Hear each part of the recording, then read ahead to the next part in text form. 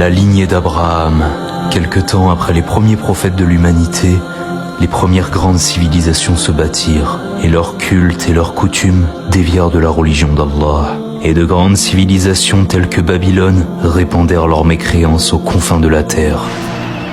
Et au fil du temps, différents tyrans, tels que Nimrod, se mirent à régner sur celle-ci. Mais un homme va arriver et va changer à jamais le cours de l'histoire de l'humanité. Cet homme se fera appeler le Père des Nations et va donner naissance aux deux plus grands peuples de l'histoire. C'est à partir de ce moment-là que va commencer la plus grande rivalité de l'histoire, entre le monde de la foi et le monde de la mécréance.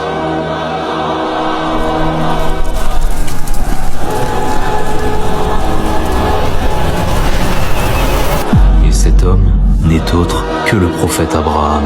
Et nous allons voir son histoire dans cet épisode.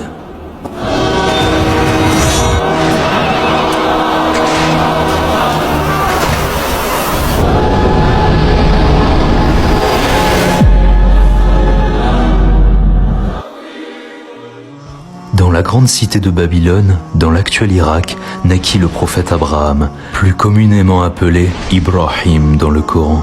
À sa naissance, la cité de Babylone était l'une des plus grandes civilisations de son époque, avec à sa tête le roi Nimrod, qui y avait instauré la mécréance. Les gens y vénéraient les idoles, les ancêtres, ainsi que les astres. Dès son enfance, Ibrahim éprouvait du dédain à l'égard de ces idoles, et il ne comprenait pas pourquoi on vénérait les planètes et pas celui qui les a tout simplement créées. C'est alors qu'Ibrahim se dit qu'il fallait arrêter cela et ramener les gens à la raison et au droit chemin. Il décida de commencer par son propre père, qui lui aussi était égaré. Alors que leur maison était remplie d'idoles, Ibrahim, encore enfant, prit son courage à deux mains et alla parler à son père. C'est alors qu'il lui dit « Père, reviens à l'adoration d'Allah l'unique et délaisse les idoles. » Mais son père refusa et s'entêta dans sa mécréance. Et à plusieurs reprises, Ibrahim revint et tenta de le raisonner, avec sagesse et bon comportement. Ce qui nous illustre bien que même si tes parents ne sont pas musulmans, tu te dois de t'adresser à eux et te comporter avec eux de la meilleure des manières. Mais de nouveau, son père refusa catégoriquement.